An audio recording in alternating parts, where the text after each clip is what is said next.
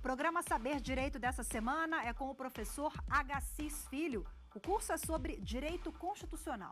Tem dúvidas sobre o assunto? Mande um e-mail para nós, saberdireito@stf.jus.br. Você também pode estudar pela internet. É só acessar o site www.tvjustiça.jus.br. Bem-vindo a mais um programa Saber Direito. Meu nome é Agassiz Almeida Filho, eu sou professor de Direito Constitucional e autor nas áreas de Direito Constitucional, Direito Eleitoral, Teoria do Direito e Teoria Política. Na aula de hoje, nós vamos tratar do tema Regime Jurídico dos Direitos Sociais. Esse tema ele se situa nos marcos gerais da Semana do Saber Direito e que nós intitulamos de Compreendendo os Direitos Fundamentais. Na primeira aula desta semana, nós analisamos o significado dos direitos sociais. Depois disso, nós analisamos o tema da negação dos direitos fundamentais e passamos, na nossa terceira aula, para a questão das funções dos direitos fundamentais. Hoje trataremos do regime jurídico dos direitos fundamentais e amanhã versaremos sobre a relação entre os direitos fundamentais e o princípio republicano. Muito bem. O primeiro dos nossos pontos da aula de hoje se relaciona com a relação, se relaciona com a conexão que deve existir entre o direito e a socialidade. E por que nós temos que estabelecer uma relação entre o direito e a socialidade para falarmos do regime jurídico dos direitos sociais? Bom, em primeiro lugar, nós sabemos que os direitos sociais, eles caracterizam um momento da história em que o modelo de Estado dominante no mundo ocidental passa a ser um modelo de Estado intervencionista, um modelo de Estado que intervém com o objetivo de promover e distribuir direitos sociais. Então, ao lado do modelo de Estado social, existe um princípio, que é o princípio socialidade, que é um princípio que condiciona não apenas a atuação do Estado, mas que de um modo ou de outro também se manifesta no modo como as pessoas se relacionam entre si. O princípio socialidade é um princípio que guarda relação com uma certa forma de se compreender o mundo. O princípio socialidade é uma espécie de referência cultural contrária ao modo como a sociedade liberal se organizava. O princípio socialidade, ele não se relaciona diretamente com a solidariedade que caracteriza o nosso tempo. O princípio socialidade, ele está baseado numa relação que deve existir entre o indivíduo e o Estado. E essa relação é uma relação de complementariedade. É de complementariedade porque pressupõe que o Estado deve atuar com o objetivo de suprir os espaços que o indivíduo sozinho não consegue suprir para que o próprio indivíduo consiga alcançar os objetivos que ele necessite alcançar como indivíduo. Então, o princípio socialidade é um princípio que se estabelece entre o indivíduo e o Estado e é uma nítida reação ao Estado liberal. Por que o princípio socialidade é uma reação ao modo de se pensar a sociedade liberal? Porque, como eu já disse em aulas anteriores, no Estado liberal nós tínhamos a separação, ou a diferenciação, melhor dizendo, entre Estado e sociedade. O elemento que preponderava no âmbito do Estado liberal era o elemento de autonomia total dos membros da comunidade política. A autonomia privada sintetizava a ideia de que os indivíduos deveriam atuar em liberdade e, atuando em liberdade, eles tinham condições de alcançar os seus objetivos, a felicidade materialmente considerada.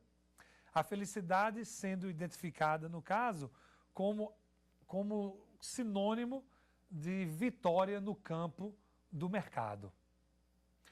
Ora, como nós sabemos, o Estado liberal entra em crise, se convulsiona e ele vai ser superado pela ideia de que sozinho o indivíduo não consegue alcançar os desideratos propostos pelo Estado liberal. É aí que surge o princípio de socialidade.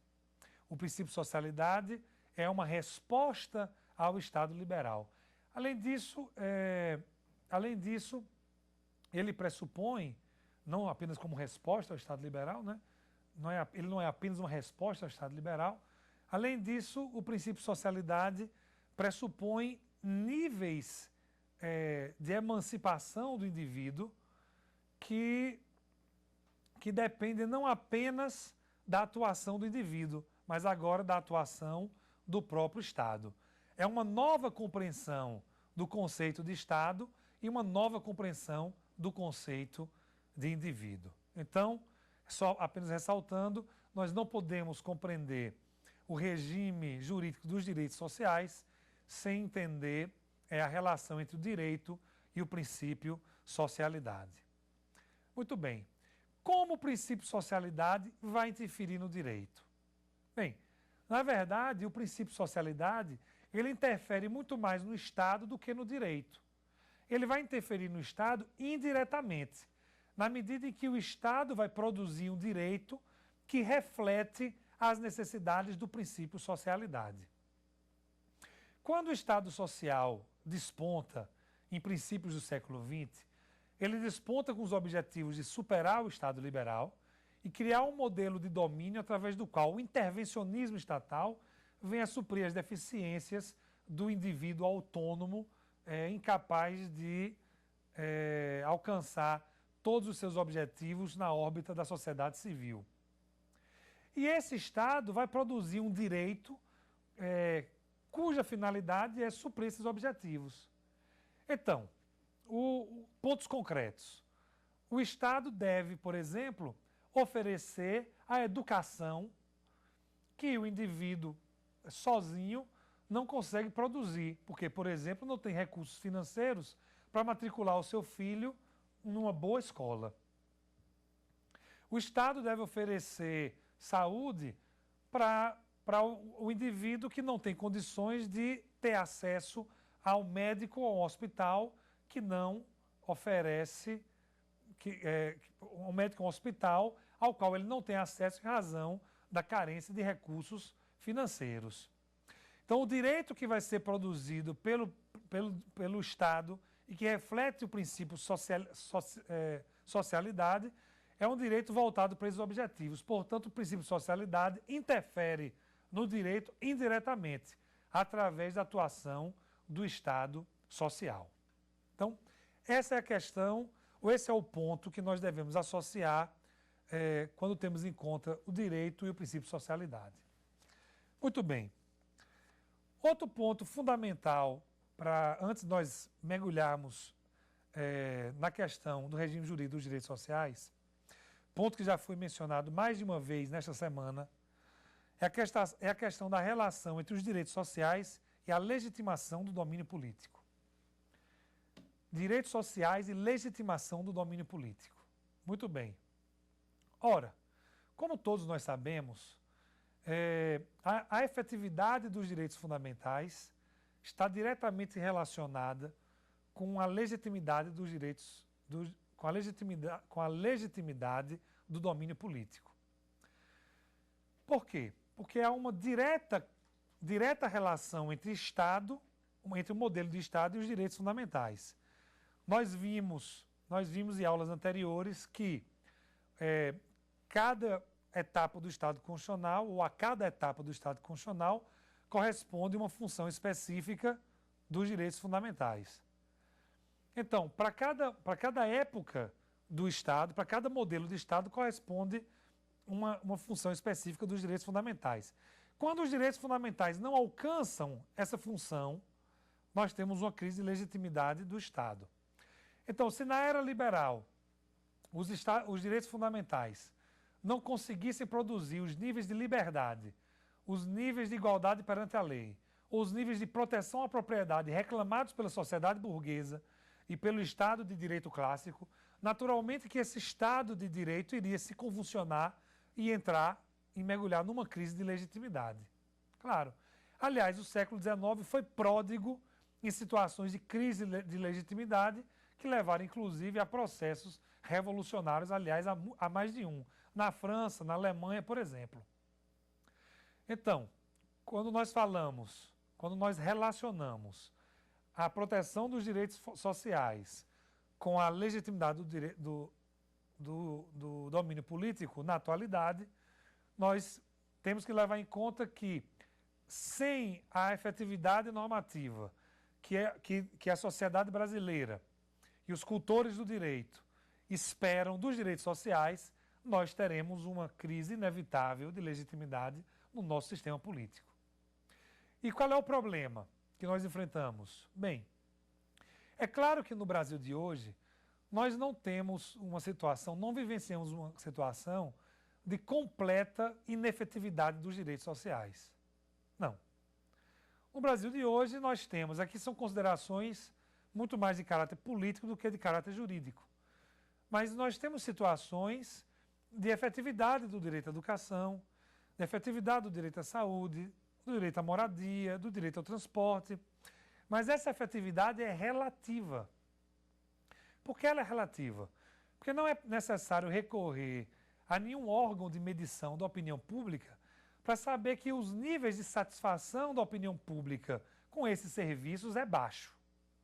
Nós vivemos uma crise na saúde, vivemos uma crise na educação, vivemos uma crise na moradia e vivemos uma crise em outros âmbitos de manifestação normativa dos direitos sociais. E isso produz, sim, uma crise de legitimidade do Estado brasileiro. Isso é grave se nós tivermos em conta que a democracia brasileira, apesar dos 25 anos que nos separam de 1988, isso é grave se nós pensarmos que a democracia brasileira ainda é uma democracia em fase de amadurecimento. Não é porque nós temos um processo eleitoral que se repete de 2 em 2 anos com sucesso, não é porque nunca houve ruptura nesse processo eleitoral que nós temos uma democracia plena. De jeito nenhum. Eu recorro ao que eu mesmo disse no final da nossa primeira aula, mencionando palavras do professor alemão Konrad Hesse. Konrad Hesse dizia que, para que nós possamos ter liberdade individual plena, nós temos que ter liberdade no campo da sociedade. Então, para que nós possamos ter uma liberdade plena, uma democracia plena, nós temos que ter uma sociedade plena no que diz respeito à liberdade, à igualdade, a acesso às condições materiais de existência mínimas, para que, por exemplo, só pensando em termos eleitorais, para que, por exemplo, o brasileiro possa decidir adequadamente no momento das eleições. Como é que eu posso cobrar de um brasileiro que se manifesta adequadamente, quer dizer, adequadamente seria de acordo com as suas próprias convicções políticas, de acordo com convicções políticas que foram maturadas? Como é que eu posso exigir desse brasileiro que ele não se corrompa? Como é que eu posso exigir desse brasileiro que atue de forma crítica diante do processo eleitoral se ele está desempregado ou se ele não tem moradia? Ou se ele não tem acesso à saúde? Então, a democracia brasileira ainda é uma democracia em vias de amadurecimento. Em vias de amadurecimento. E eu sintetizo o que estou dizendo em termos democráticos e sintetizo com as seguintes colocações. Só haverá democracia plena no Brasil quando pelo menos uma maioria esmagadora da sociedade brasileira tiver acesso de forma consolidada às condições mínimas de existência. Sem isso, sem acesso pleno às condições mínimas de existência, nós não podemos falar numa democracia plena. E se nós estamos diante de uma democracia que ainda está em fase de desenvolvimento, naturalmente nós temos que contar com a gravidade de uma situação onde os direitos fundamentais, os direitos